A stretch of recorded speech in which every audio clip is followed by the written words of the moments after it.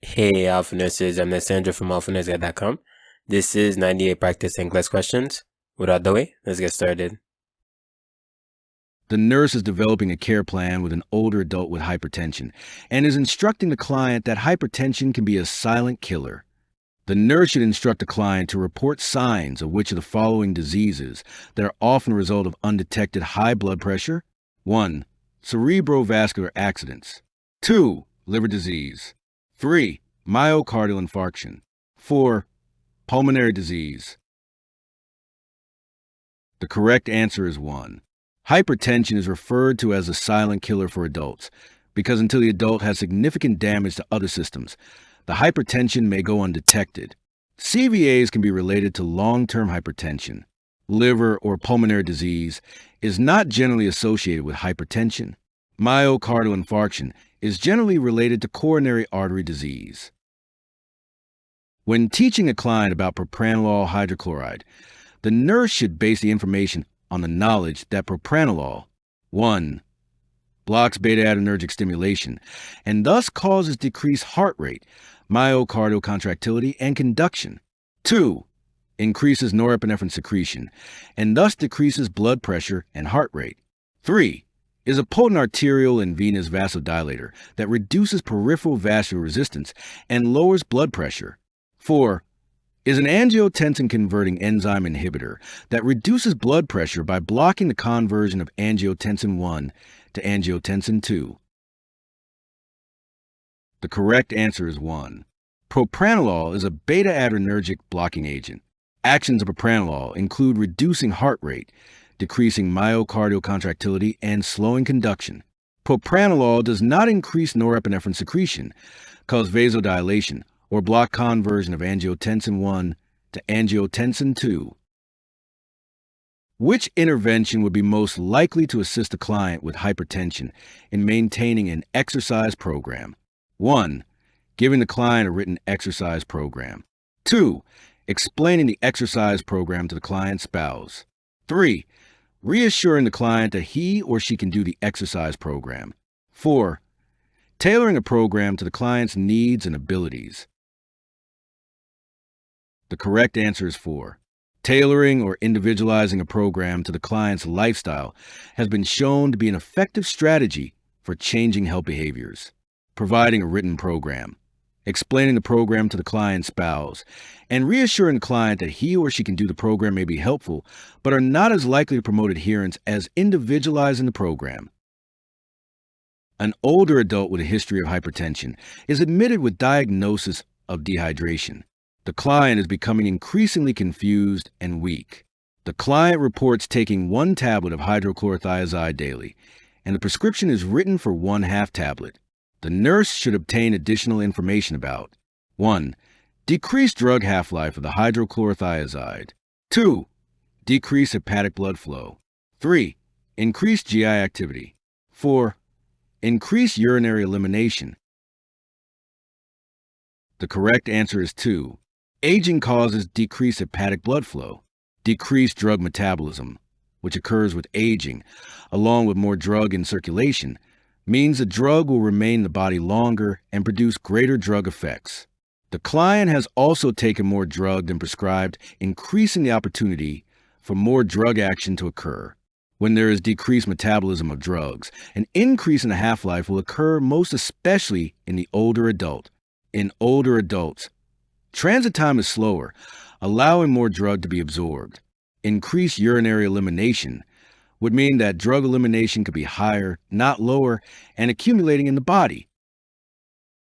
The nurse teaches a client who has recently been diagnosed with hypertension about following a low-calorie, low-fat, low-sodium diet. Which of the following menu selections would best meet the client's needs? 1. Mixed green salad with blue cheese dressing, crackers, and cold cuts. 2. Ham sandwich on rye bread and an orange. 3. Baked chicken, an apple, and a slice of white bread. 4. Hot dogs, baked beans, and celery and carrot sticks. The correct answer is 3. Processed and cured meat products, such as cold cuts, ham, and hot dogs, are all high in both fat and sodium and should be avoided on a low-calorie, low-fat, low-salt diet. Dietary restrictions of all types are complex and difficult to implement with clients who are basically asymptomatic. In teaching the client with hypertension to avoid orthostatic hypotension, the nurse should emphasize which of the following instructions? Select all that apply. 1. Plan regular times for taking medications. 2. Arise slowly from bed. 3. Avoid standing still for long periods. 4. Avoid excessive alcohol intake. 5. Avoid hot baths. The correct answers are 2 and 3. Changing positions slowly and avoiding long periods of standing may limit the occurrence of orthostatic hypotension. Scheduling regular medication times is important for blood pressure management, but this aspect is not related to the development of orthostatic hypotension. Excessive alcohol intake and hot baths are associated with vasodilation.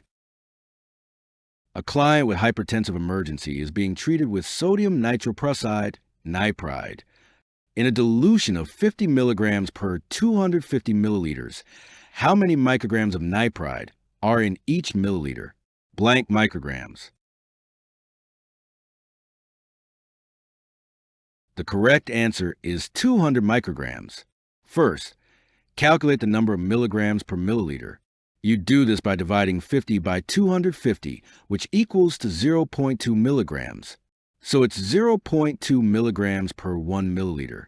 1 milligram equals to 1,000 micrograms. So you multiply 0.2 milligrams by 1,000, which equals to 200 micrograms. Metoprolol is added to the pharmacologic therapy of a diabetic female diagnosed with stage 2 hypertension, initially treated with furosemide and ramipril. An expected therapeutic effect is 1. Decrease in heart rate. 2. Lessening of fatigue. 3. Improvement in blood sugar levels. 4. Increase in urine output. The correct answer is 1. The effect of a beta blocker is a decrease in heart rate, contractility, and afterload, which leads to a decrease in blood pressure. The client at first may have an increase in fatigue when starting the beta blocker. The mechanism of action does not improve blood sugar or urine output. The nurse is teaching a client with polycythemia vera about potential complications from this disease. Which manifestations should the nurse include in the client's teaching plan? Select all that apply. 1. Hearing loss. 2. Visual disturbance. 3. Headache. 4. Orthopnea. 5. Gout. 6. Weight loss. The correct answers are 2, 3, 4, and 5. Polycythemia vera, a condition in which too many red blood cells are produced in the blood serum, can lead to an increase in the hematocrit and hypervolemia, hyperviscosity, and hypertension. Subsequently, the client can experience dizziness, tinnitus, visual disturbances, headaches, or feeling of fullness in the head. The client may also experience cardiovascular symptoms, such as heart failure, and increased clotting time or symptoms of an increased uric acid level, such as painful, swollen joints. Hearing loss and weight loss are not manifestations associated with polycythemia vera. A client with macrocytic anemia has a burn on the foot and reports watching television while lying on a heating pad. Which action should be the nurse's first response? 1. Assess for potential abuse. 2. Check for diminished sensations. 3. Document the findings. 4. Clean and dress the area. The correct answer is 2. Macrocytic anemias can result from deficiencies in vitamin B12 or ascorbic acid. Only vitamin B12 deficiency causes diminished sensations of peripheral nerve endings. The nurse should assess for peripheral neuropathy and instruct the client in self-care activities for diminished sensation to heat and pain. The burn could be related to abuse, but this conclusion would require more supporting data. The findings should be documented, but the nurse will want to address the client's sensations first. The decision of how to treat the burn should be determined by the physician. A client is afraid of receiving vitamin B12 injections because of potential toxic reactions. Which is the nurse's best response to relieve these fears? 1. Vitamin B12 will cause ringing in the ears before a toxic level is reached. 2. Vitamin B12 may cause a very mild rash initially. 3. Vitamin B12 causes mild nausea, but nothing toxic. 4. Vitamin B12 is generally free of toxicity because it is water-soluble. The correct answer is 4. Vitamin B12 is a water-soluble vitamin. When water-soluble vitamins are taken in excess of the body's needs, they are filtered through the kidneys and excreted. Vitamin B12 is considered to be non-toxic. Adverse reactions that have occurred are believed to be related to impurities or to preservative in B12 preparations. Ringing in the ears, rash, and nausea are not considered to be related to vitamin B12 administration. A client is to receive EPOIN injections. What laboratory value should the nurse assess before giving an injection? 1. Hematocrit. 2. Partial thromboplastin time. 3. Hemoglobin concentration. 4. Prothrombin time. The correct answer is 1. EPOIN is a recombinant DNA form of erythropoietin, which stimulates the production of red blood cells and therefore causes the hematocrit to rise. The elevation in hematocrit causes an elevation in the blood pressure. Therefore, the blood pressure is a vital sign that should be checked.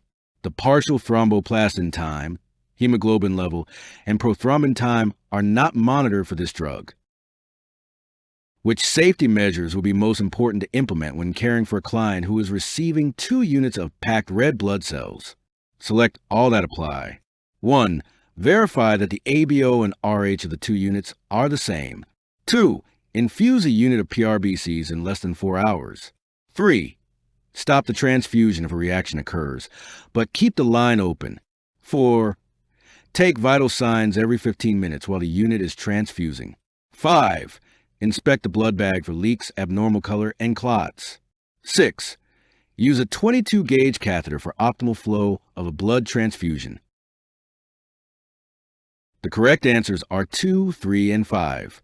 The American Association of Blood Banks and Canadian Blood Services recommend that 2 qualified people, such as 2 licensed nurses, compare the name and number on the identification bracelet with the tag on the blood bag. Verifying that the 2 units are the same is not a recommendation. Rather, the verification is always with the client, not with bags of blood.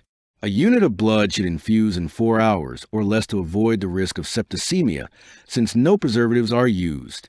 When a blood transfusion reaction occurs, the blood transfusion should be stopped immediately, but the 4 lines should be kept open so that emergency medications and fluids can be administered. The unit of PRBC should be inspected for contamination by looking for leaks, abnormal color, clots, and excessive air bubbles. When a unit of PRBCs is being transfused, vital signs are assessed before the transfusion begins, after the first 15 minutes, and then every hour until 1 hour after the transfusion has been completed. When PRBCs are being administered, a 20-gauge or larger needle is needed to avoid destroying the red blood cells passing through the lumen and to allow for maximal flow rate. The nurse is teaching a client and his family about the client's new diagnosis of hemochromatosis. Which of the following details should the nurse include? 1. Hemochromatosis is an autoimmune disorder that affects the HFE gene. 2. Individuals who are heterozygous for hemochromatosis rarely develop the disease. 3. Individuals who are homozygous for hemochromatosis are carriers of hemochromatosis. 4. Men are at greater risk for hemochromatosis. The correct answer is 2. The nurse should teach the client and family that individuals who are heterozygous for hemochromatosis rarely develop the disease. Men and women are equally at risk for hemochromatosis, but men are diagnosed earlier because women do not usually have manifestations until menopause. Hemochromatosis is the most common genetic disorder in Canada and the United States. Individuals who are homozygous for hemochromatosis receive a defective gene from each parent. Those with homozygous genes may develop the disease. The nurse is administering packed red blood cells to a client. The nurse should first: 1. Discontinue the IV catheter if a blood transfusion reaction occurs. 2. Administer the PRBCs through a percutaneously inserted central catheter line with a 20-gauge needle. 3. Flush PRBCs with 5% dextrose and 0.45% normal saline solution. 4. Stay with the client during the first 15 minutes of infusion. The correct answer is 4.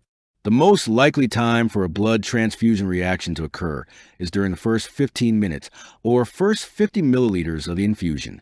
If a blood transfusion reaction does occur, it is imperative to keep an established IV line so that medication can be administered to prevent or treat cardiovascular collapse in case of anaphylaxis. PRBC should be administered through a 19-gauge or larger needle. A peripherally inserted central catheter line is not recommended in order to avoid a slow flow. RBCs will hemolyze in dextrose or lactated ringer solution and should be infused with only normal saline solution. The nurse is assessing a client activity tolerance by having the client walk on a treadmill for 5 minutes. Which of the following indicates an abnormal response? 1. Pulse rate increased by 20 beats per minute immediately after the activity. 2. Respiratory rate decreased by 5 breaths per minute. 3. Diastolic blood pressure increased by 7. 4. Pulse rate within 6 beats per minute of resting pulse after 3 minutes of rest. The correct answer is 2. The normal physiologic response activity is an increased metabolic rate over the resting basal rate. The decrease in respiratory rate indicates that the client is not strong enough to complete the mechanical cycle of respiration needed for gas exchange. The post-activity pulse is expected to increase immediately after activity, but by no more than 50 beats per minute if it is strenuous activity. The diastolic blood pressure is expected to rise, but by no more than 15. The pulse returns to within 6 beats per minute of the resting pulse after 3 minutes of rest. A client with pernicious anemia asks why it is necessary to take vitamin B12 injections forever. Which is the nurse's best response? 1. The reason for your vitamin deficiency is an inability to absorb the vitamin because the stomach is not producing sufficient acid. 2. The reason for your vitamin deficiency is an inability to absorb the vitamin because the stomach is not producing sufficient intrinsic factor. 3. The reason for your vitamin deficiency is an excessive excretion of the vitamin because of kidney dysfunction. 4. The reason for your vitamin deficiency is an increased requirement for the vitamin because of rapid red blood cell production. The correct answer is 2. Most clients with pernicious anemia have deficient production of intrinsic factor in the stomach. Intrinsic factor attaches to the vitamin in the stomach and forms a complex that allows the vitamin to be absorbed in the small intestine. The stomach is producing enough acid. There is not an excessive excretion of the vitamin, and there is not a rapid production of red blood cells in this condition.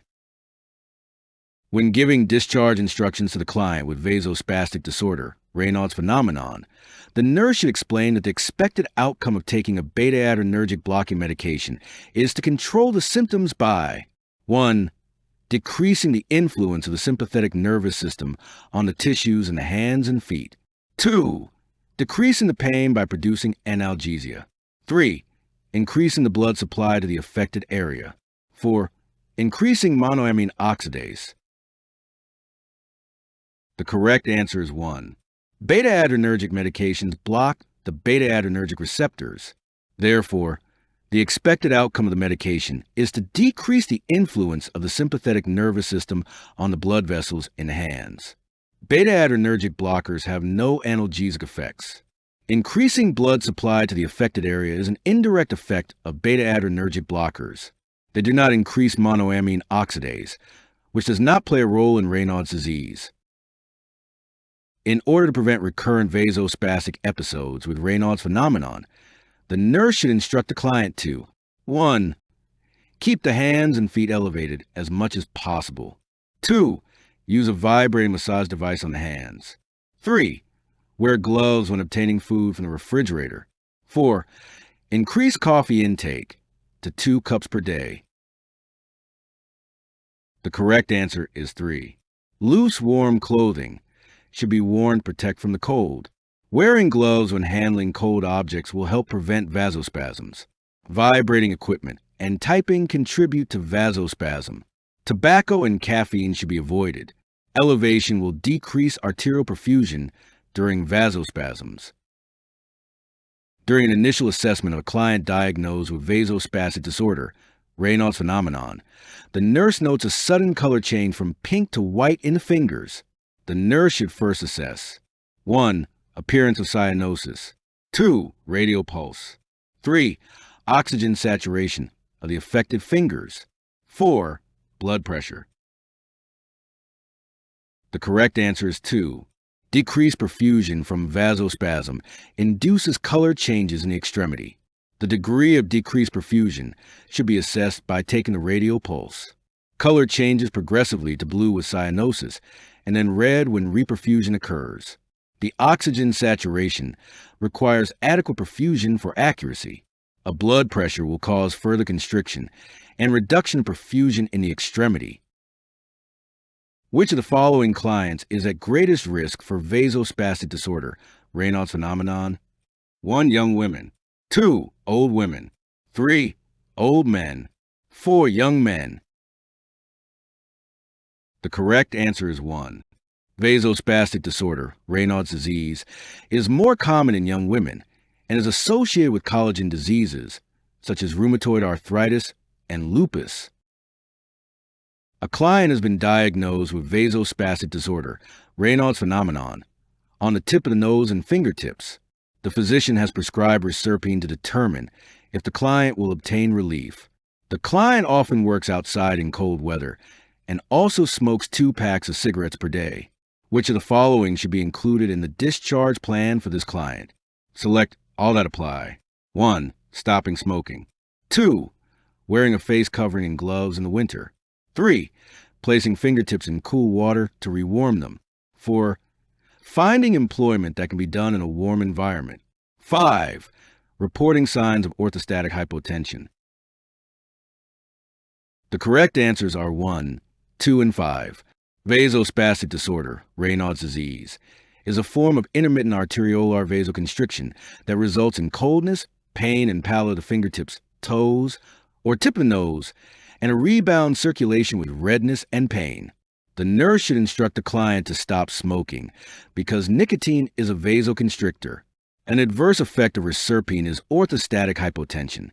The client should report dizziness and low blood pressure, as it may be necessary to consider stopping the drug.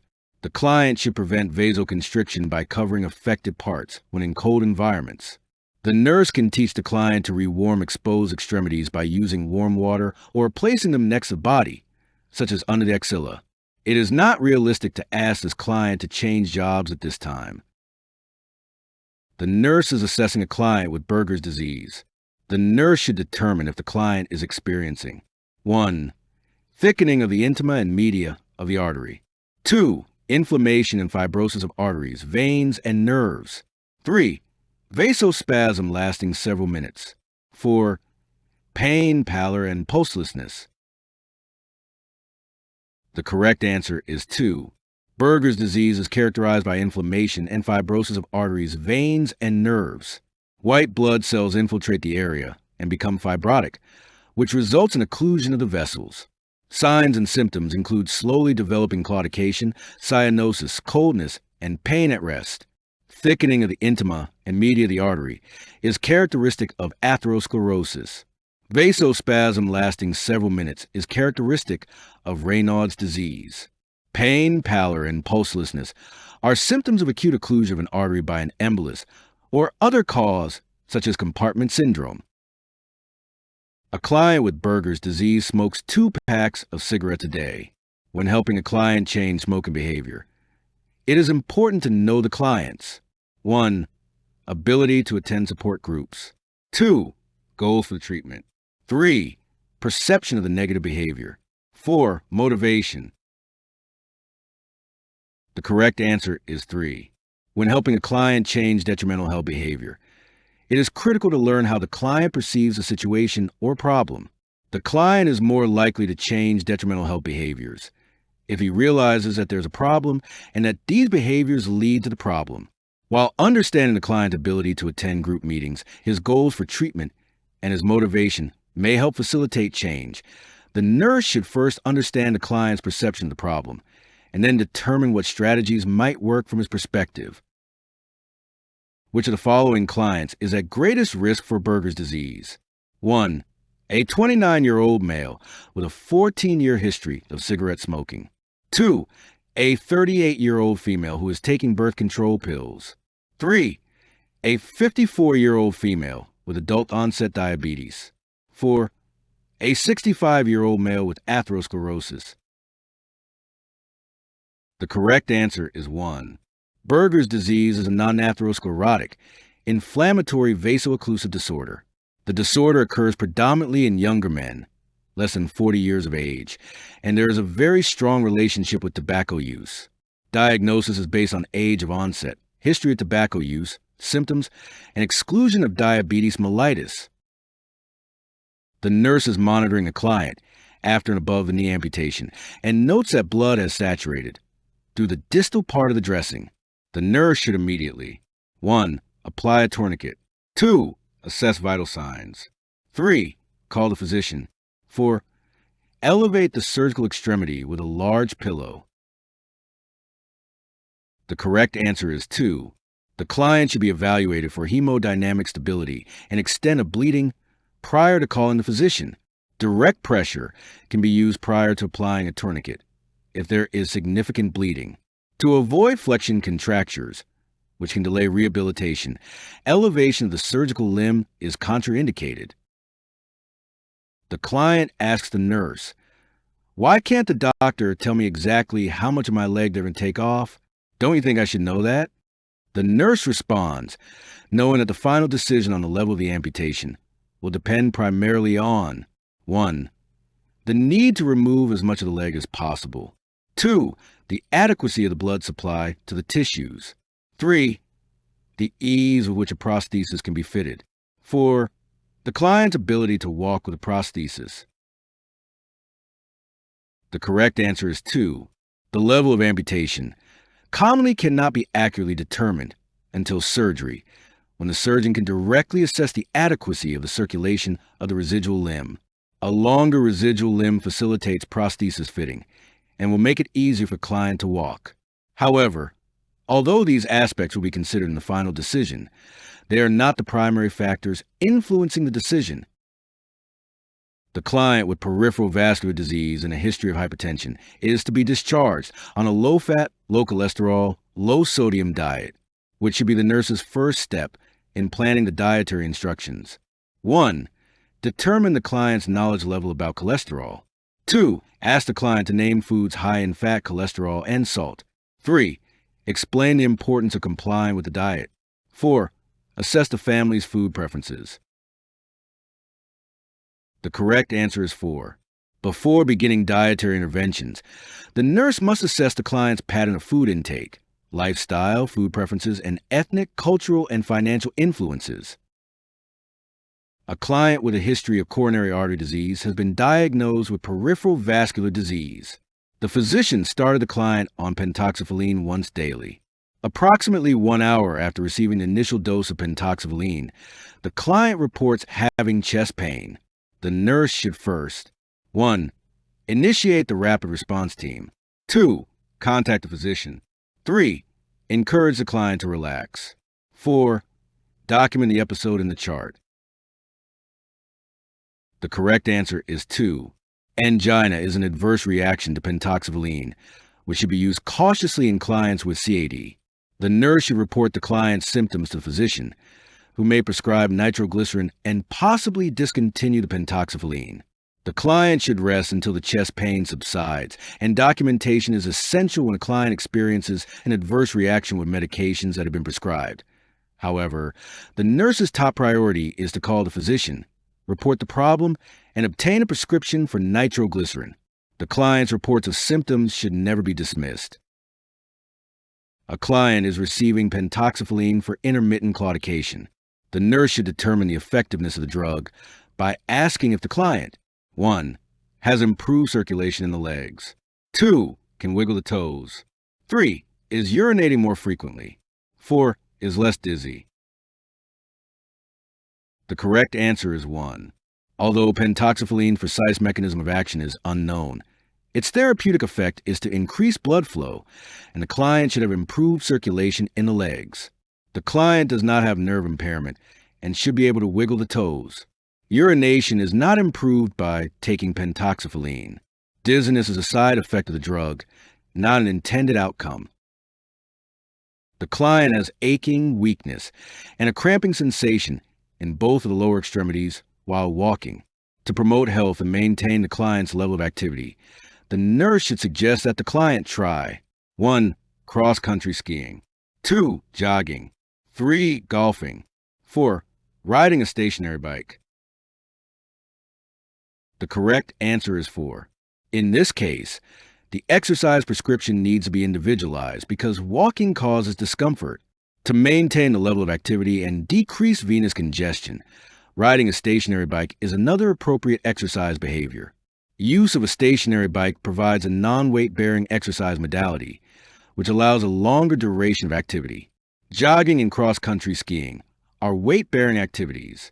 In addition, cross-country skiing involves a cold environment, and maintaining warmth is essential in promoting arterial blood flow and preventing vasoconstriction. Golfing is a good activity, but it is not typically considered an exercise that causes aerobic changes in the body.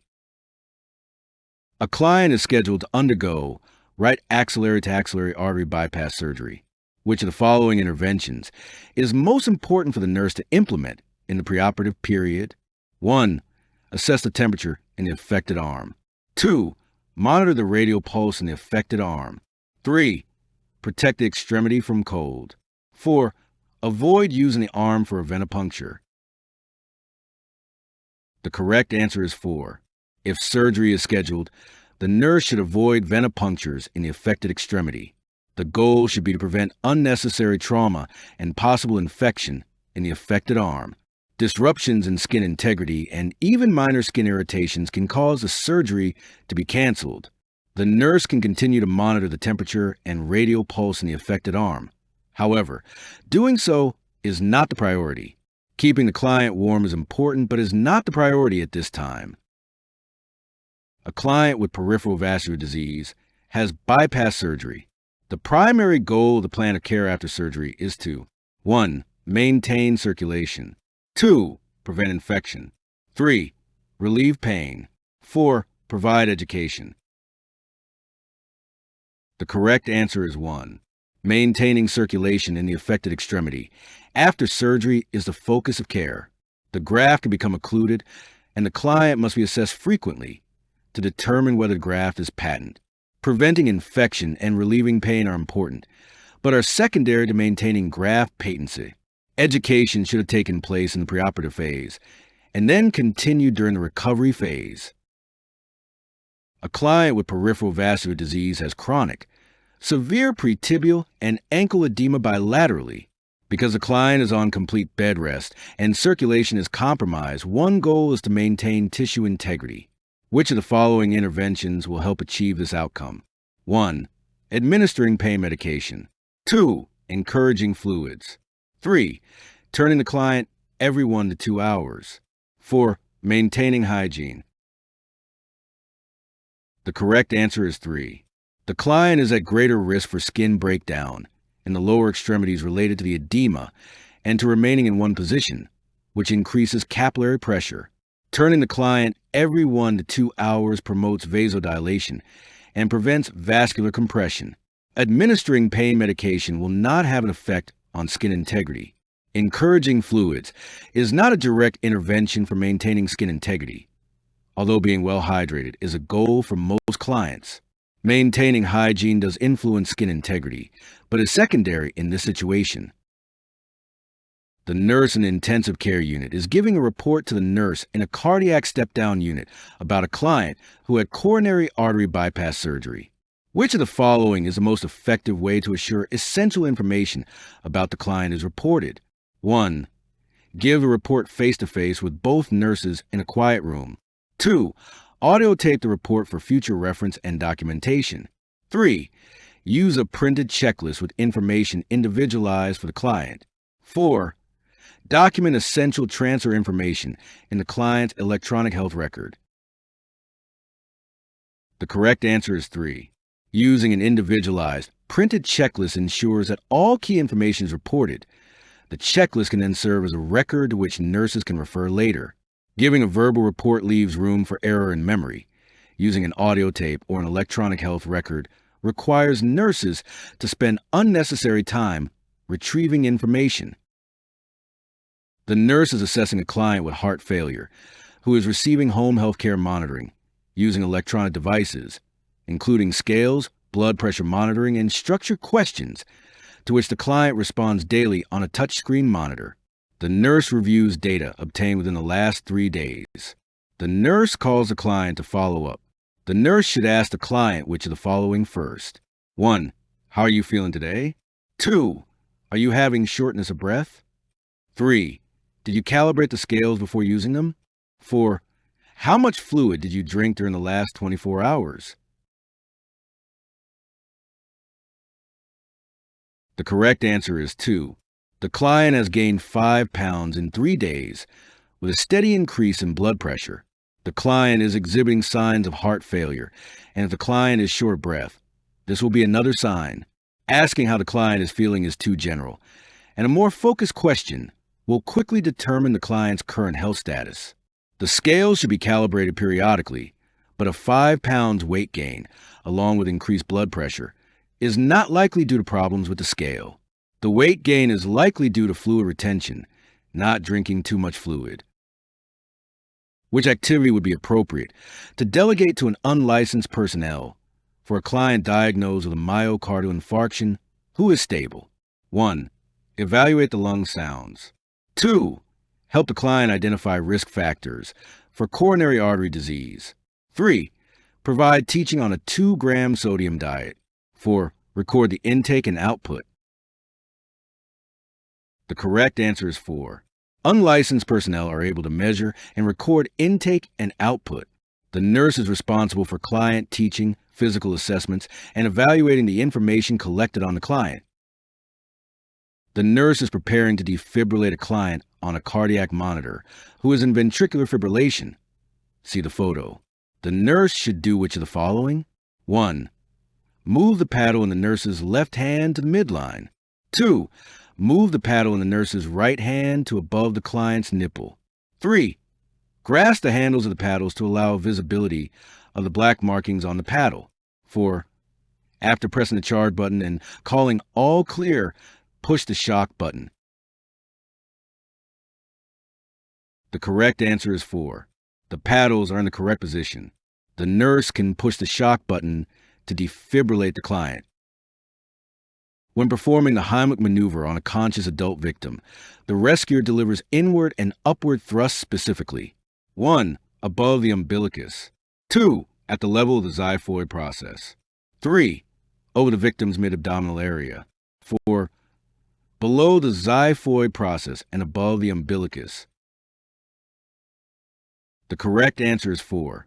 The thrust should be delivered below the xiphoid process, but above the umbilicus, to minimize the risk of internal injuries.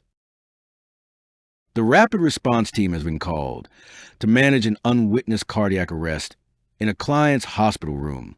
The estimated maximum time a person can be without cardiopulmonary function and still not experience permanent brain damage is 1 to 2 minutes, 2 4 to 6 minutes, 3 8 to 10 minutes, 4 12 to 15 minutes.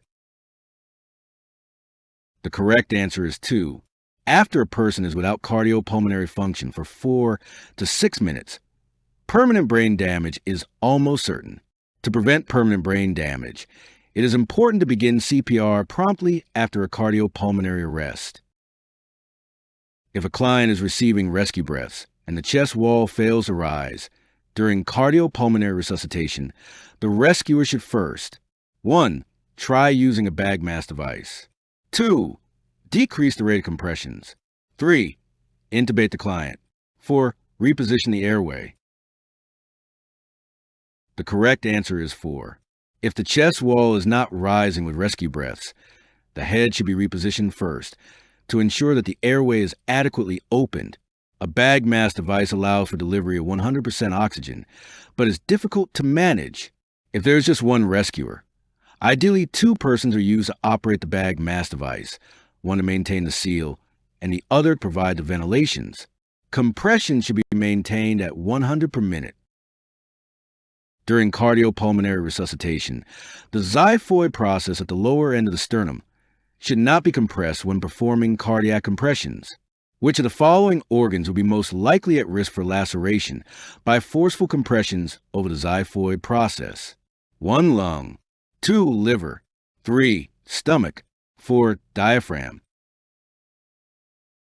The correct answer is 2. Because of its location near the xiphoid process, the liver is the organ most easily damaged from pressure exerted over the xiphoid process. During CPR, the pressure on the victim's chest wall should be sufficient to compress the heart, but not so great as to damage internal organs. Injury may result, however, even when CPR is performed properly. A client who has been given cardiopulmonary resuscitation is transported by ambulance to the hospital's emergency department, where the admitting nurse quickly assesses the client's condition. The most effective way to determine the effectiveness of CPR is noting whether the 1. Pulse rate is normal. 2. Pupils are reacting to light. 3. Mucous membranes are pink. 4. Systolic blood pressure is at least 80. The correct answer is 2. Pupillary reaction is the best indication of whether oxygenated blood has been reaching the client's brain. Pupils that remain widely dilated and do not react to light probably indicate that serious brain damage has occurred. The pulse rate may be normal, mucous membranes may still be pink, and systolic blood pressure may be 80 or higher, and serious brain damage may still have occurred. The nurse observes a cardiac rhythm. See the image below for a client who is being admitted with a myocardial infarction. What should the nurse do first? 1. Prepare for immediate cardioversion. 2. Begin cardiopulmonary resuscitation. 3. Check for a pulse. 4. Prepare for immediate defibrillation. The correct answer is 3. The nurse should first check the client for the presence of a pulse. The presence of a pulse determines the treatment for ventricular tachycardia. It is also important to assess the client's heart rate and level of consciousness. Cardioversion may be used to treat hemodynamically unstable tachycardias. Assessment of instability is required before cardioversion. It is not appropriate to begin CPR unless the pulse is absent. Defibrillation is used to treat ventricular fibrillation or pulseless ventricular tachycardia. An 85-year-old client is admitted to the emergency department at 8 p.m. with syncope, shortness of breath, and reported palpitations. Pulse is 150, blood pressure is 90/62, oxygen saturation is 92% on room air, and respiration is 22. Client has shortness of breath and states, "My heart is jumping out my chest, and it hurts some. I am having trouble catching my breath. I don't want to faint again." At 8:15 p.m., the nurse places a client on the ECG monitor and identifies the following rhythm. See the picture below. The nurse should do which of the following? Select all that apply. 1. Apply oxygen. 2.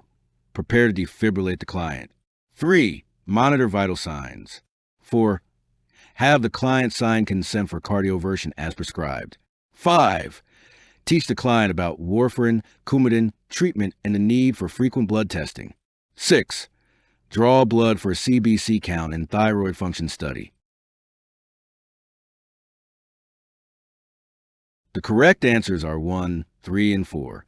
The client has atrial fibrillation and will have a regular pulse and will commonly be tachycardic, with rapid ventricular responses typically in the 110 to 140 range, but rarely over 150 to 170. The goal of treatment is the restoration of sinus rhythm. With a heart rate greater than 150 and symptoms such as shortness of breath, dizziness and syncope and chest pain, synchronized cardioversion will most likely be the treatment of choice. With more controlled heart rates and more minor signs and symptoms, chemical conversion with drugs such as cardizem and digoxin, prior to other interventions, such as synchronized cardioversion with appropriate anticoagulation, may be attempted. Because of the decreased cardiac output, monitoring is essential. Obtaining consent for cardioversion requires a prescription from a healthcare provider, but with the current heart rate, having cardioversion is a very strong possibility for this client. Defibrillation is used for ventricular fibrillation, not atrial fibrillation. Teaching the client about warfarin will be a possibility, but not an immediate intervention. Clients in continued atrial fibrillation usually require some form of anticoagulation. Drawing labs for CBCs to detect anemia or infection, and thyroid function studies to determine thyrotoxicosis, a rare but not to be missed cause, especially in older adults.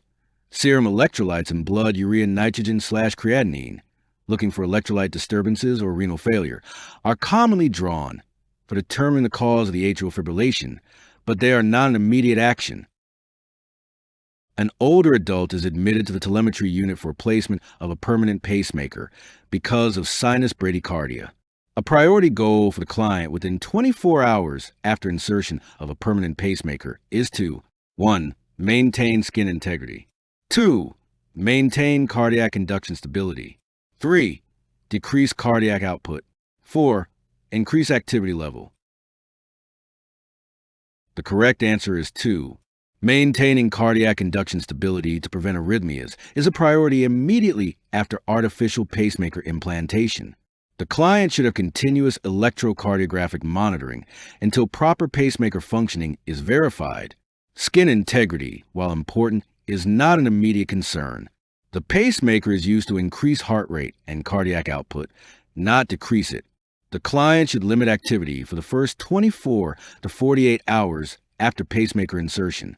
The client should also restrict movement of the affected extremity for 24 hours. A client has been admitted to the coronary care unit. The nurse observes third-degree heart block at a rate of 35 beats per minute on the client's cardiac monitor. The client has a blood pressure of 90/60. The nurse should take which of the following actions first? 1. Prepare for transcutaneous pacing. 2. Prepare to defibrillate the client at 200 joules. 3. Administer an IV lidocaine infusion. 4. Schedule the operating room for insertion of a permanent pacemaker. The correct answer is 1. Transcutaneous pacemaker therapy provides an adequate heart rate to a client in an emergency situation. Defibrillation and a lidocaine infusion are not indicated for the treatment of third-degree heart block. Transcutaneous pacing is used temporarily until a transvenous or permanent pacemaker can be inserted. When teaching the client about complications of atrial fibrillation, the nurse should instruct the client to avoid which of the following? 1. Stasis of blood in the atria. 2. Increase cardiac output. 3. Decrease pulse rate. 4. Elevated blood pressure. The correct answer is 1. Atrial fibrillation occurs when the sinoatrial node no longer functions as the heart's pacemaker, and impulses are initiated at sites within the atria. Because conduction through the atria is disturbed, atrial contractions are reduced, and stasis of blood in the atria occurs, predisposing to emboli. Some estimates predict that 30% of clients with atrial fibrillation develop emboli. Atrial fibrillation is not associated with increased cardiac output, elevated blood pressure, or decreased pulse rate. Rather, it is associated with an increased pulse rate. A client is admitted to the hospital for evaluation of recurrent episodes of ventricular tachycardia, as observed on Holter monitoring. The client is scheduled for electrophysiologist studies the following morning. Which statement should the nurse include in a teaching plan for this client? 1. You will continue to take your medications until the morning of the test. 2. You might be sedated during the procedure and will not remember what has happened. 3. This test is a non-invasive method of determining the effectiveness of your medication regimen. 4. During the procedure, the doctor will insert a special wire to increase the heart rate and produce the irregular beats that cause your signs and symptoms. The correct answer is 4. The purpose of EPS is to study the heart's electrical system. During this invasive procedure, a special wire is introduced into the heart to produce dysrhythmia. To prepare for this procedure, the client should be NPO for 6 to 8 hours before the test, and all antidysrhythmics are held for at least 24 hours before the test in order to study the dysrhythmia. without the influence of medications. Because the client's verbal responses to the rhythm changes are extremely important, sedation is avoided if possible. A hospitalized client who is being treated for hypertension with furosemide, atenolol, and ramipril develops a second-degree heart block Mobitz type 1. Which of the following actions should the nurse take? 1. Administer a 250 milliliters fluid bolus. 2. Withhold the atenolol. 3. Prepare for cardioversion. 4. Set up for an arterial line. The correct answer is 2. The client may be asymptomatic, and the underlying cause should be assessed. Drugs that block the AV node should be avoided, such as beta blockers, calcium channel blockers, digoxin, and amiodarone. Symptomatic clients are treated with atropine and transcutaneous pacing. There is no indication for a fluid bolus, cardioversion, or arterial line. The client has had hypertension for 20 years. The nurse should assess the client for 1. Renal insufficiency and failure. 2. Valvular heart disease. 3. Endocarditis. 4. Peptic ulcer disease. The correct answer is 1. Renal disease, including renal insufficiency and failure, is a complication of hypertension. Effective treatment of hypertension assists in preventing this complication. Valvular heart disease, endocarditis, and peptic ulcer disease are not complications of hypertension. The client realizes the importance of quitting smoking, and the nurse develops a plan to help the client achieve this goal. Which of the following nursing interventions should be the initial step in this plan? 1. Review the negative effects of smoking on the body. 2. Discuss the effect of passive smoking on environmental pollution. 3. Establish the client's daily smoking pattern. 4. Explain how smoking worsens high blood pressure. The correct answer is 3. A plan to reduce or stop smoking begins with establishing the client's personal daily smoking pattern and activities associated with smoking. It is important that the client understands the associated health and environmental risks, but this knowledge has not been shown to help clients change their smoking behavior. A client diagnosed with primary hypertension is taking chlorothiazide. The nurse determines teaching about this medication is effective when the client makes the following statement. Select all that apply. 1. I will take my weight daily at the same time each day. 2. I will not drink alcoholic beverages while on this medication. 3. I will reduce salt intake in my diet. 4. I will reduce my dosage if I have severe dizziness. 5. I will use sunscreen if I have prolonged exposure to sunlight. 6. Take the drug late in the evening. The correct answers are 1, 2, 3, and 5. Chlorothiazide causes increased urination and decreased swelling and weight loss. It is important to check and record weight 2 to 3 times per week at same time of day with similar amount of clothing. Clients should not drink alcoholic beverages or take other medications without the approval of the healthcare provider. Reducing sodium intake in the diet helps diuretic drugs to be more effective and allows smaller doses to be taken. Smaller doses are less likely to cause adverse effects, and hence excessive table salt, as well as salty food, should be avoided. Chlorothiazide is a diuretic that is prescribed for lower blood pressure and may cause dizziness and faintness when the patient stands up suddenly. This can be prevented or decreased by changing positions slowly. If dizziness is severe, the healthcare provider must be notified. Diuretics may cause sensitivity to sunlight, hence the need to avoid prolonged exposure to sunlight, use sunscreens, and wear protective clothing. Chlorothiazide causes increased urination and must be taken early in the day to decrease nighttime trips to the bathroom.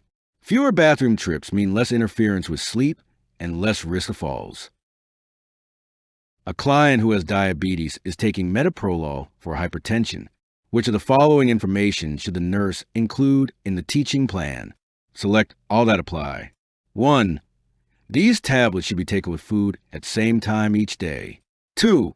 Do not crush or chew the tablets. 3. Notify the healthcare provider if pulse is 82 beats per minute.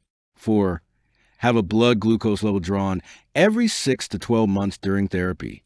5. Use an appropriate decongestant if needed. 6. report any fainting spells to the healthcare provider. The correct answers are 1, 2, 4, and 6. Metoprolol is a beta-adrenergic blocker indicated for hypertension, angina, and myocardial infarction. The tablet should be taken with food at the same time each day. They should not be chewed or crushed. The healthcare provider should be notified if pulse falls below 50 for several days. Blood glucose should be checked regularly during therapy, since increased episodes of hypoglycemia may occur. It may mask evidence of hypoglycemia, such as palpitations, tachycardia, and tremor. Use of any OTC decongestants, asthma and cold remedies, and herbal preparations must be avoided. Fainting spells may occur due to exercise or stress, and the dosage of the drug may need to be reduced or discontinued. The nurse is teaching a client with hypertension about taking atenolol. The nurse should instruct the client to 1. Avoid sudden discontinuation of the drug. 2. Monitor the blood pressure annually. 3. Follow a 2-gram sodium diet. 4. Discontinue the medication if severe headaches develop. The correct answer is 1.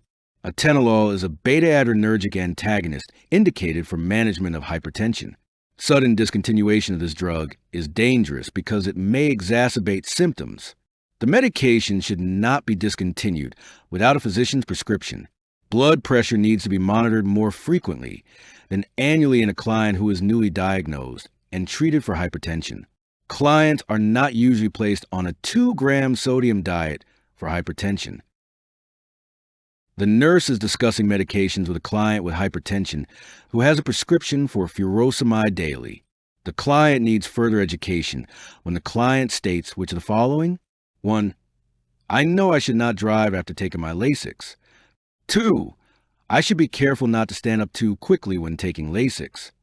3. I should take the Lasix in the morning instead of before bed. 4. I need to be sure to also take the potassium supplement that the doctor prescribed along with my Lasix. The correct answer is 1. Furosemide is a diuretic often prescribed for clients with hypertension or heart failure. The drug should not affect a client's ability to drive safely. Lasix may cause orthostatic hypotension, and clients should be instructed to be careful when changing from supine to sitting to standing position. Diuretics should be taken in the morning if possible to prevent sleep disturbance due to the need to get up to void. Lasix is a loop diuretic that is not potassium sparing. Clients should take potassium supplements as prescribed and have their serum potassium levels checked at prescribed intervals. A client is taking clonidine for treatment of hypertension. The nurse should teach the client about which of the following common adverse effects of this drug. Select all that apply. 1. Dry mouth. 2. Hyperkalemia. 3. Impotence. 4. Pancreatitis. 5. Sleep disturbance. The correct answers are 1, 3, and 5. Clonidine is a central-acting adrenergic antagonist. It reduces sympathetic outflow from the central nervous system. Dry mouth, impotence, and sleep disturbances are possible adverse effects. Hyperkalemia and pancreatitis are not anticipated with use of this drug. When a client is diagnosed with aplastic anemia, the nurse should assess the client for changes in which of the following physiologic functions. 1. Bleeding tendencies. 2. Intake and output. 3. Peripheral sensation. 4. Bowel function. The correct answer is 1. Aplastic anemia decreases the bone marrow production of red blood cells, white blood cells, and platelets. The client is at risk for bruising and bleeding tendencies. A change in the client's intake and output is important, but assessment for the potential for bleeding takes priority. Change in the peripheral nervous system is a priority problem specific to clients with vitamin B12 deficiency. Change in bowel function is not associated with aplastic anemia. Which of the following is a late symptom of polycythemia vera? 1. Headache. 2. Dizziness. 3. Pruritus. 4. Shortness of breath. The correct answer is 3. Pruritus is a late symptom that results from abnormal histamine metabolism. Headache and dizziness are early symptoms from engorged veins. Shortness of breath is an early symptom from congested mucous membranes and ineffective gas exchange. A client with microcytic anemia is having trouble selecting food from the hospital menu. Which food is best for the nurse to suggest for satisfying the client's nutritional needs? 1. Egg yolks. 2. Brown rice. 3. Vegetables. 4. Tea. The correct answer is 2. Brown rice is a source of iron from plant sources. Other sources of non-heme iron are whole grain cereals and breads, dark green vegetables, legumes, nuts, dried fruits, oatmeal, and sweet potatoes. Egg yolks have iron, but it is not as well absorbed as iron from other sources. Vegetables are a good source of vitamins that may facilitate iron absorption. Tea contains tannin, which combines with non-heme iron, preventing its absorption.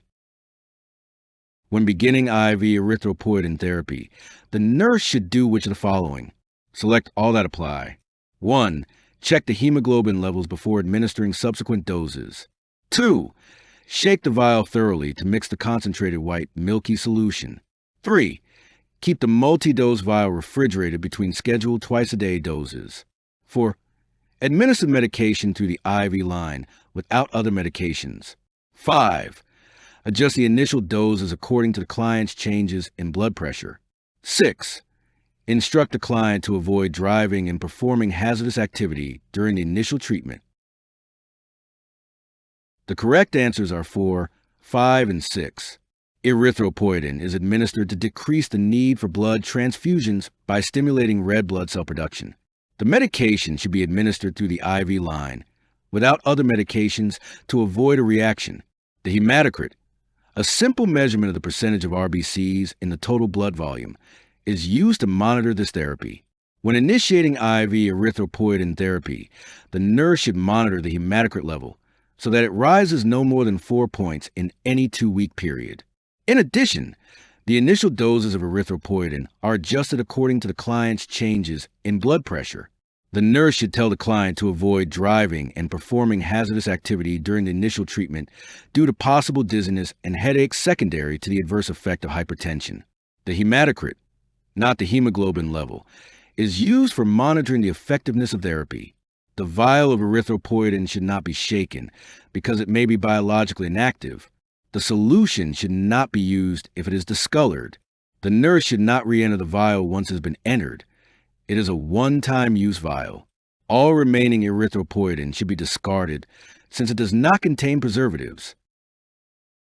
A client who had received 25 milliliters of packed red blood cells has low back pain and pruritus after stopping the infusion. The nurse should take what action next? 1. Administer prescribed antihistamine and aspirin. 2. Collect blood and urine samples and send to the lab. 3. Administer prescribed diuretics. 4. Administer prescribed vasopressors. The correct answer is 2. ABO and Rh incompatible blood causes an antigen-antibody reaction that produces hemolysis or agglutination of red blood cells.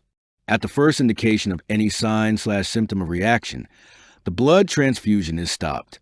Blood and urine samples are obtained from the client and sent to the lab along with the remaining untransfused blood. Hemoglobin in the urine and blood samples taken at the time of the reaction provide evidence of a hemolytic blood transfusion reaction. Antihistamine, aspirin, diuretics, and vasopressors may be administered with different types of transfusion reactions. A client is having a blood transfusion reaction. The nurse must do the following in what order priority from first to last? 1. Notify the attending physician and blood bank. 2.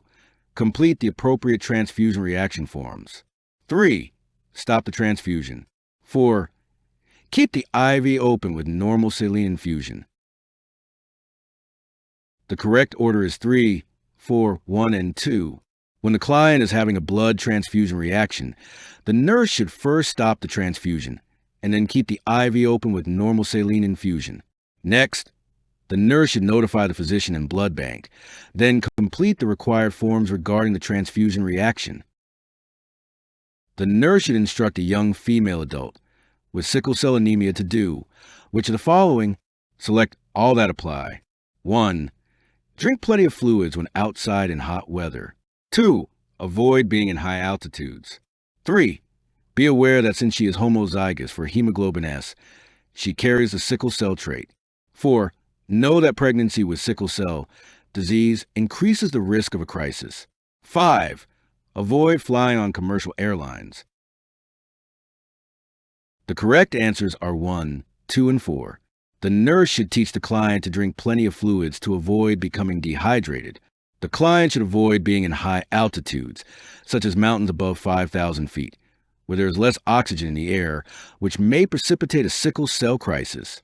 The nurse should alert young women with sickle cell anemia that pregnancy increases the risk of a crisis. People who are homozygous for hemoglobin S have sickle cell anemia. The heterozygous form is the sickle cell carrier trait. A client with sickle cell anemia may fly on commercial airlines. The airplane is pressurized and has an adequate oxygen level.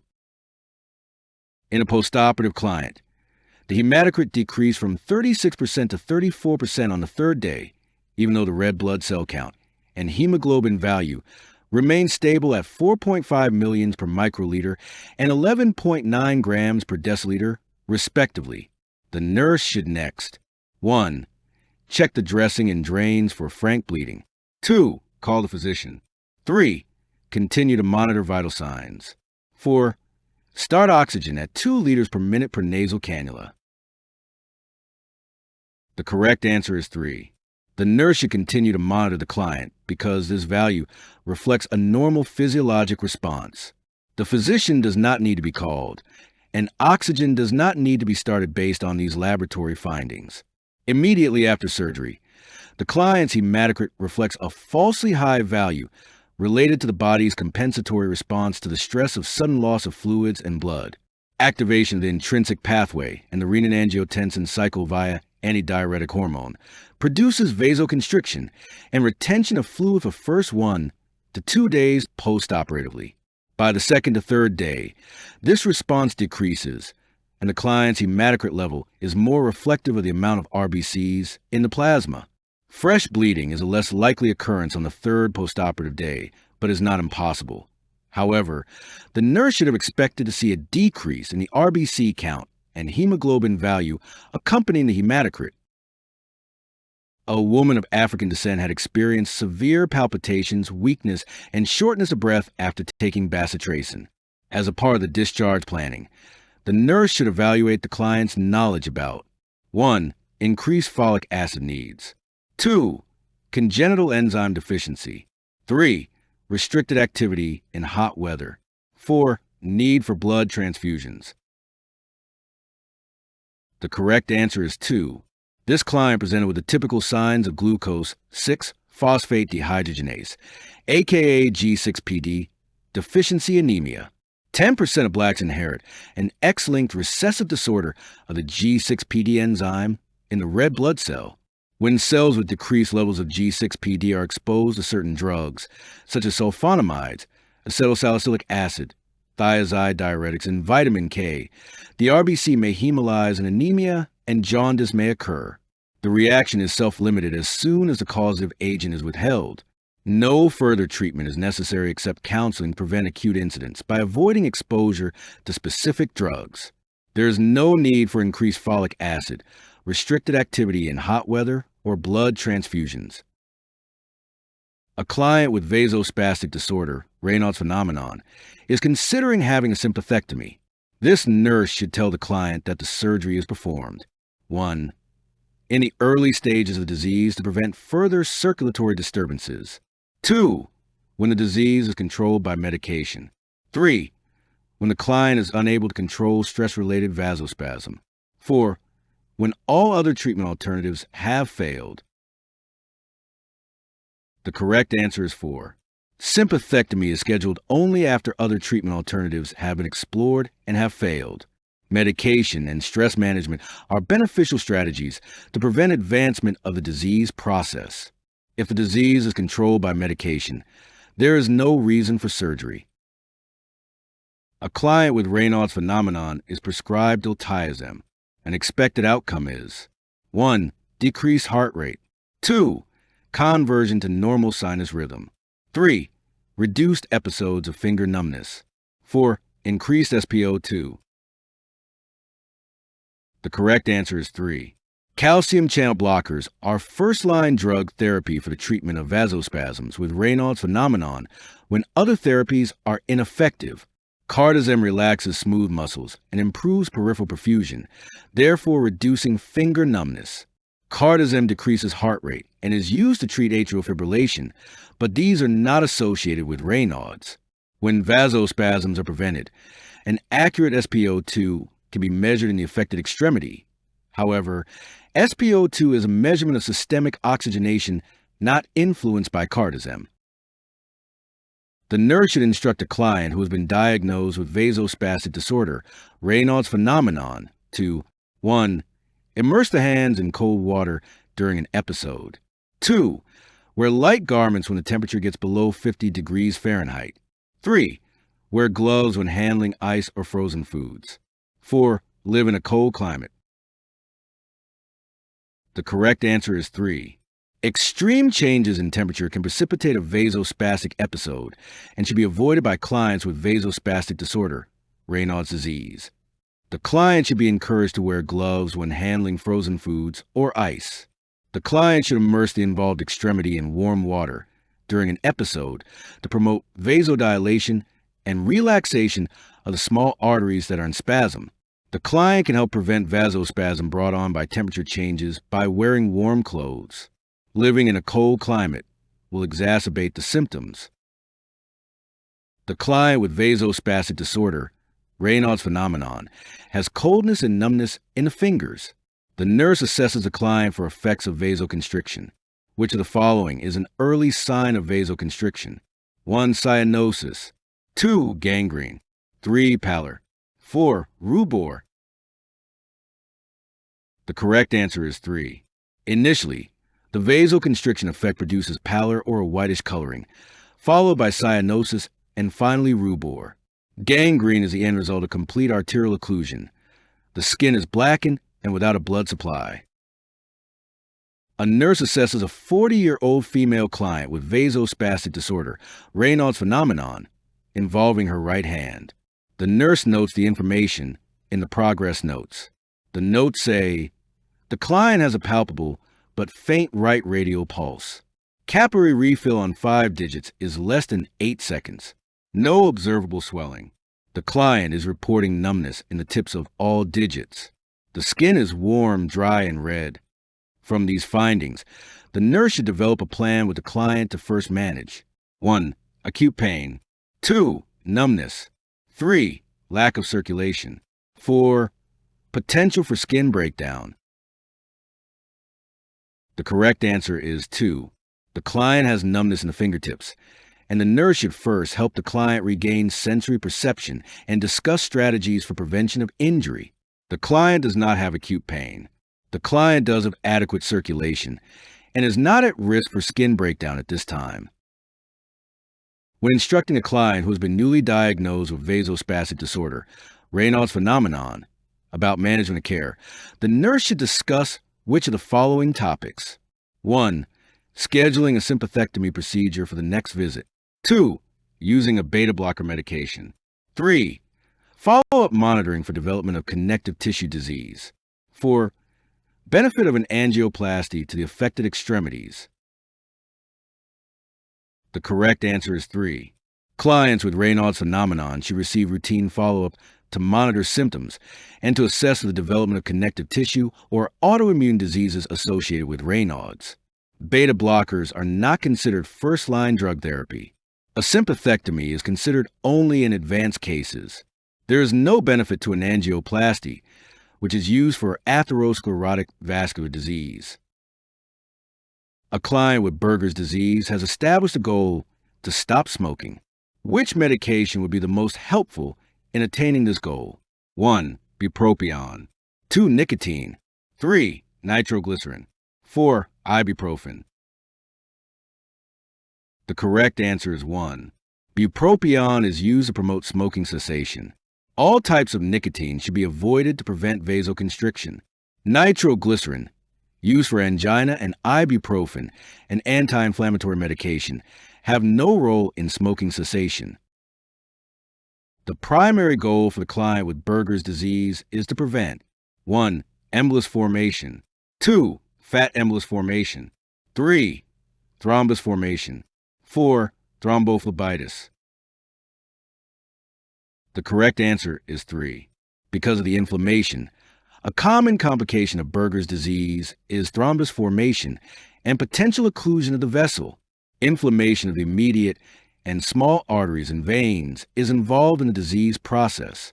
Embolus is a potential risk if a thrombus has developed. Fat embolus is associated with fractures of the bones. Thrombophlebitis occurs after thrombus formation.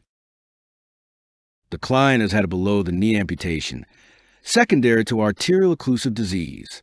The nurse is instructing the client in residual limb care, which of the following statements by the client indicates that the client understands how to implement the plan of care. 1. I should inspect the incision carefully when I change the dressing every other day. 2. I should wash the incision, dry it, and apply moisturizing lotion daily. 3. I should rewrap the stump as often as needed. 4. I should elevate the stump on pillows to decrease swelling. The correct answer is 3. The purpose of wrapping the residual limb is to shape the residual limb to accept the prosthesis and bear weight. The compression bandaging should be worn at all times for many weeks after surgery and should be reapplied as needed to keep it free of wrinkles and snug. The dressing should be changed daily to allow for inspection of the stump incision.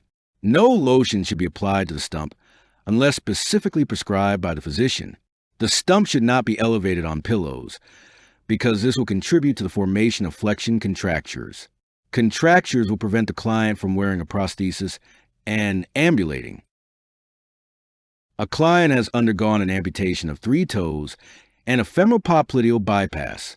The nurse should teach the client that after surgery, which of the following leg positions is contraindicated while sitting in a chair. 1. Crossing the legs. 2. Elevating the legs. 3. Flexing the ankles. 4. Extending the knees. The correct answer is 1. Leg crossing is contraindicated because it causes adduction of the hips and decreases the flow of blood into the lower extremities. This may result in increased pressure in the graft in the affected leg.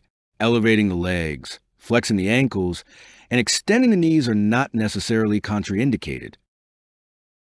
While the nurse is providing preoperative teaching for a client with peripheral vascular disease who is to have a below-the-knee amputation, the client says, I hate the idea of being an invalid after they cut off my leg. The nurse's most therapeutic response should be, 1. You'll still have one good leg to use. 2. Tell me more about how you're feeling. 3. Let's finish the preoperative teaching. 4. You're fortunate to have a wife who can take care of you. The correct answer is 2. Encouraging the client who is undergoing amputation to verbalize feelings is the most therapeutic nursing intervention. By eliciting concerns, the nurse may be able to provide information to help the client cope. The nurse should avoid value-laden responses, such as, you'll still have one good leg, that may make the client feel guilty or hostile and block further communication. The nurse should not ignore the client's expressed concerns, nor should the nurse reinforce the client's concern about invalidism and dependency, or assume that his wife is willing to care for him. A client with peripheral vascular disease is recovering from an aortofemoral popliteal bypass graft. When developing a postoperative education plan, which question by the nurse will provide the most helpful information? 1. How did you manage your health before admission? 2. How far could you walk without pain before surgery? 3. What is your home environment like? 4. Do you have problems with your retention? The correct answer is 1. Assessing the individual's health behavior before surgery will help the nurse and client develop strategies to manage the postoperative course. Asking open-ended questions will elicit the most helpful information. The client's ability to walk after surgery will be improved after surgery. The nurse can ask direct questions after obtaining general information. A client with peripheral vascular disease, coronary artery disease, and chronic obstructive pulmonary disease takes theophylline 200 milligrams twice daily every day, and digoxin 0.5 milligrams once a day. The physician now prescribes pentoxifylline. To prevent problematic adverse effects, the nurse should monitor the clients. 1. Digoxin level. 2. Partial thromboplastin time. 3. Serum cholesterol level. 4. Theophylline level. The correct answer is 4. Pentoxifylline can potentiate the effects of theophylline and increase the risk of theophylline toxicity. Therefore, the nurse should monitor the client's theophylline level. Pentoxifylline does not interact with digoxin. Pentoxifylline can interact with heparin, and the client's PTT would need to be monitored closely if the client were taking heparin. It does not affect cholesterol levels. The client with peripheral vascular disease has been prescribed diltiazem. The nurse should determine the effectiveness of this medication by assessing the client for 1. Relief of anxiety. 2. Sedation. 3. Vasoconstriction. 4. Vasodilation. The correct answer is 4. Diltiazem is a calcium channel blocker that blocks the influx of calcium into the cell. In this situation, the primary use of diltiazem is to promote vasodilation and prevent spasms of the arteries. As a result of the vasodilation, blood, oxygen, and nutrients can reach the muscle and tissues. Diltiazem is not an anti-anxiety agent and does not promote sedation. It also does not cause vasoconstriction, which would be contraindicated for a client with peripheral vascular disease. One goal in caring for a client with arterial occlusive disease is to promote vasodilation in the affected extremity. To achieve this goal, the nurse should encourage the client to 1. Avoid eating low-fat foods. 2. Elevate the legs above the heart. 3. Stop smoking. 4. Begin a jogging program. The correct answer is 3. Nicotine causes vasospasm and impedes blood flow. Stopping smoking is the most significant lifestyle change a client can make. The client should eat low-fat foods as part of a balanced diet. The legs should not be elevated above the heart because this will impede arterial flow. The legs should be in a slightly dependent position. Jogging is not necessary and probably is not possible for many clients with arterial occlusive disease. A rehabilitation program that includes daily walking is suggested. The nurse is instructing a client who is at risk for peripheral vascular disease how to use knee-length elastic stockings. The teaching plan should include which of the following. Select all that apply. 1. Apply the elastic stockings in the morning. 2. Remove the stockings if swelling occurs. 3. Apply the stockings while in bed. 4. Once the stockings have been pulled over the calf, roll the remaining stocking down to make a cuff. 5. Keep the stockings in place for 48 hours and reapply using a clean pair of stockings. The correct answers are 1 and 3. Elastic stockings are used to promote circulation by preventing pooling of blood in the feet and legs. The stocking should be applied in the morning, before the client gets out of bed. The stocking should be applied smoothly to avoid wrinkles, but the top should not be rolled down to avoid constriction of circulation. The stocking should be removed every 8 hours, and the client should elevate the legs for 15 minutes and reapply the stockings. Clean stockings should be applied daily or as needed.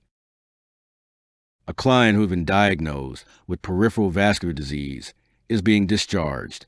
The client needs further instruction if she says she will 1. Avoid heating pads. 2. Not cross the legs. 3. Wear leather shoes. 4. Use iodine on an injured site. The correct answer is 4. The client should avoid using iodine or over-the-counter medications. Iodine is a highly toxic solution. An individual who has known PVD should be seen by a physician for treatment to avoid infection. The client with PVD should avoid heating pads and crossing the legs and should wear leather shoes. A heating pad can cause injury, which, because of the decreased blood supply, can be difficult to heal. Crossing the legs can further impede blood flow. Leather shoes provide better protection.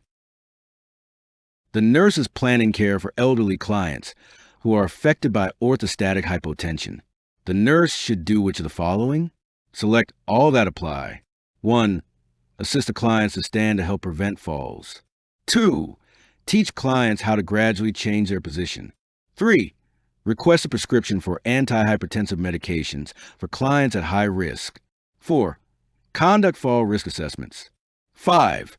Consider the use of sequential compression devices for high-risk clients. 6. Place clients on bed rest. The correct answers are 1, 2, 4, and 5. Orthostatic hypotension is a drop in blood pressure that occurs when changing position, usually to a more upright position. Orthostatic hypotension often occurs in elderly clients, and it is a common cause of falls. Nurses must assess clients for orthostatic hypotension and assist all clients with orthostatic hypotension in standing to help prevent falls. Lower limb compression devices aid in prevention of decreased orthostatic systolic blood pressure and reduce symptoms in elderly clients with progressive orthostatic hypotension. Nurses must teach clients how to gradually change their position, and they must conduct fall risk assessments. Sequential compression devices may be helpful to high-risk clients and should be considered when developing the care plan. Antihypertensive medications are not necessary for clients with orthostatic hypertension and may precipitate dangerous drops in blood pressure. The client should be encouraged to be ambulatory. The nurse is tracking data on a group of clients with heart failure who have been discharged from the hospital and are being followed at a clinic, which of the following data indicate that nursing interventions of monitoring and teaching have been effective. 1. 90% of clients have not gained weight. 2. 75% of the clients viewed the educational video. 3. 80% of the clients reported that they are taking their medications. 4. 5% of the clients required hospitalization in the last 90 days. The correct answer is 4. The goals of managing clients outside of the hospital are for the clients to maintain health and prevent readmission, thus interventions, such as monitoring and teaching, appear to have contributed to the low readmission rate in this group of clients. Although it is important that clients do not gain weight, view educational material, and continue to take their medication, the primary indicator of effectiveness of the program is the lack of rehospitalization. The nursing assistant reports to the nurse that a client is feeling short of breath. The client's blood pressure was 124/78 2 hours ago with a heart rate of 82. The nursing assistant reports that blood pressure is now 84/44 with a heart rate of 54, and the client stated, "I just don't feel good." Which of the following interventions should the nurse initiate? Select all that apply. 1. Confirm the client's vital signs and complete a quick assessment. 2. Inform the charge nurse of the change in condition and initiate the hospital's rapid/emergency response team. 3. Make a quick check on other assigned clients before spending the amount of time required to take care of this client. 4. Position client in semi-Fowler's position. 5. Stay with the client and reassure the client. 6. Call the physician and report the situation using SBAR format. The correct answers are 1, 2, 4, 5, and 6. The nurse must have assessment data and verify vital signs if necessary in order to determine the action that is required. If there is a significant change in the client's condition, the charge nurse should be notified in order to help the nurse with both this client and the nurse's other assigned clients if necessary. Most acute care facilities have a rapid response team that can also help assess and intervene with basic standing orders if necessary. Positioning the client in semi-Fowler's is a nursing action that may assist in breathing and relieve shortness of breath. It is important for the nurse to reassure the client by staying calm and remaining with the client. The physician must be notified of the change in client's condition. The nurse must have all information available and present it to the physician in a concise and accurate manner using SBAR format, including a recommendation for treatment if indicated. The nurse should stay with this client and delegate checking on other assigned clients to the charge nurse or nursing assistant. The nurse is caring for a client whose condition has been deteriorating.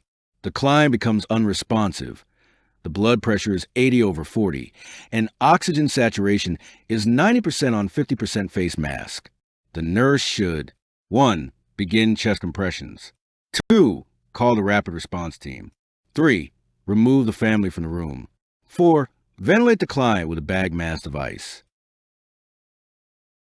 The correct answer is 2. The rapid response team should be called immediately to evaluate and treat the client. There is no indication at this time for manual ventilations or chest compressions. If the family is not interfering in client care, it can be reassuring to the family to see that all possible care is being provided. The monitor technician informs the nurse that the client has started having premature ventricular contractions every other beat, which is a priority in nursing action. 1. Activate the rapid response team. 2. Assess the client's orientation and vital signs. 3. Call the physician. 4. Administer a bolus of lidocaine. The correct answer is 2. The priority action is to assess the client and determine whether the rhythm is life-threatening. More information, including vital signs, should be obtained, and the physician should be quickly notified.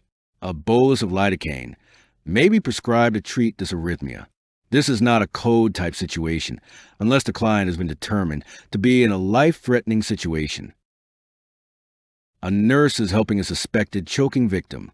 The nurse should perform the Heimlich maneuver when the victim 1. Starts to become cyanotic. 2. Cannot speak due to airway obstruction. 3. Can make only minimal vocal noises. 4. Is coughing vigorously. The correct answer is 2. The Heimlich maneuver should be administered only to a victim who cannot make any sounds due to airway obstruction. If the victim can whisper words or cough, some air exchange is occurring, an emergency medical system should be called instead of attempting the Heimlich maneuver. Cyanosis may accompany or follow choking. However, the Heimlich maneuver should only be initiated when the victim cannot speak. During rescue breathing and cardiopulmonary resuscitation, the victim will exhale by 1. Normal relaxation of the chest. 2. Gentle pressure of the rescuer's hand on the upper chest. 3. The pressure of cardiac compressions. 4. Turning the head to the side. The correct answer is 1. The exhalation phase of ventilation is a passive activity that occurs during CPR as part of the normal relaxation of the victim's chest. No action by the rescuer is necessary. When performing external chest compressions on an adult during cardiopulmonary resuscitation, the rescuer should depress the sternum. 1. 0.5 inch. 2. 1 inch. 3. 1.5 inches. 4. 2 inches. The correct answer is 4. An adult sternum must be depressed 2 inches with each compression to ensure adequate heart compression. A client is given amiodarone in the emergency department for a dysrhythmia. Which of the following indicates the drug is having the desired effect? 1. The ventricular rate is increasing. 2. The absent pulse is now palpable. 3. The number of premature ventricular contractions is decreasing. 4. The fine ventricular fibrillation changes to coarse ventricular fibrillation. The correct answer is 3. Amiodarone is used for the treatment of premature ventricular contractions, ventricular tachycardia with a pulse, atrial fibrillation, and atrial flutter.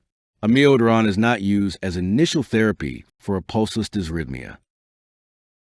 The nurse is preparing the client for a cardioversion. The nurse should do which of the following? Select all that apply. 1. Explain the procedure to the client. 2. Place a self-adhesive patch between the skin and the paddles. 3. Place the paddles over the client's clothing. 4. Call clear before discharging the electrical current. 5. Record the delivered energy and the resulting rhythm. The correct answers are 1, 2, 4, and 5. The nurse should first explain the procedure to the client, and then place the patch electrodes per agency procedure. The nurse must make sure to call clear before discharging the electrical current to prevent injury to others who may be helping with the procedure. After the procedure, the nurse must record the amount of electrical current delivered and the resulting rhythm. The paddles are placed on the patch adhered to the client's skin, not over the client's clothing. Upon assessment of third-degree heart block on the monitor, the nurse should first 1. Call a code. 2. Begin cardiopulmonary resuscitation. 3. Have transcutaneous pacing. 4. Prepare for defibrillation. The correct answer is 3. Transcutaneous pads should be placed on the client with third-degree heart block. For a client who is symptomatic, transcutaneous pacing is the treatment of choice. The hemodynamic stability and pulse should be assessed prior to calling a code or initiating CPR. Defibrillation is performed for ventricular fibrillation or ventricular tachycardia with no pulse. The client, who had a permanent pacemaker implanted 2 days earlier, is being discharged from the hospital. The client understands the discharge plan when the client 1. Selects a low cholesterol diet to control coronary artery disease. 2. States a need for bed rest for 1 week after discharge. 3. Verbalizes safety precautions needed to prevent pacemaker malfunction. 4.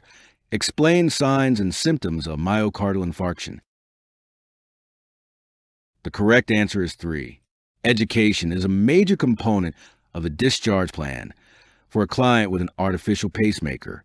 The client with a permanent pacemaker needs to be able to state specific information about safety precautions, such as to refrain from lifting more than 3 pounds or stretching and bending, and to count the pulse once per week that are necessary to maintain proper pacemaker function. The client will not necessarily be placed on a low cholesterol diet. The client should resume activities as he is able and does not need to remain on bed rest. The client should know signs and symptoms of MI, but is not at risk because of the pacemaker. A client is scheduled for the insertion of an implantable cardioverter defibrillator, ICD. The spouse expresses anxiety about what would happen if the device discharges during physical contact. The nurse should tell the spouse, 1. Physical contact should be avoided whenever possible. 2. They will not feel the countershock. 3. The shock will be felt, but it would not cause any harm. 4. A warning device sound before countershock, so there is time to move away. The correct answer is 4. An implanted defibrillator always provides at least 3 beeps before delivering a countershock, and the nurse should tell the spouse to move away when they hear those beeps. The spouse can have physical contact with the client, but if the ICD were to discharge while the spouse had contact with the client, the spouse would feel the shock and could also be harmed. The spouse will feel the countershock if touching the client, and it would harm the spouse. When teaching a client about self-care following placement of a new permanent pacemaker to the left upper chest, the nurse should include which information? Select all that apply. 1. Take and record daily pulse rate. 2. Avoid air travel because of airport security alarms. 3. Immobilize the affected arm for 4 to 6 weeks. 4. Avoid using a microwave oven. 5. Avoid lifting anything heavier than 3 pounds. The correct answers are 1 and 5. The nurse must teach the client how to take and record the pulse daily. The client should be instructed to avoid lifting the operative side arm above shoulder level for 1 week post-insertion. It takes up to 2 months for the incision site to heal and full range of motion to return. The client should avoid heavy lifting until approved by the physician. The pacemaker metal casing does not set off airport security alarms, so there are no travel restrictions. Prolonged immobilization is not required. Microwave ovens are safe to use and do not alter pacemaker function. During physical assessment, the nurse should further assess the client for signs of atrial fibrillation when palpation of the radial pulse reveals 1. 2 regular beats followed by 1 irregular beat. 2. An irregular rhythm with pulse rate greater than 100. 3. Pulse rate below 60 beats per minute. 4. A weak, thready pulse. The correct answer is 2. Characteristics of atrial fibrillation include pulse rate greater than 100 beats per minute, totally irregular rhythm, and no definite P waves on the ECG. During assessment, the nurse is likely to note the irregular rate and should report it to the physician. A weak, thready pulse is characteristic of a client in shock. 2 regular beats followed by an irregular beat may indicate a premature ventricular contraction. You can get my NCLEX course review. Links will be in the description. I'll see you guys in the next video.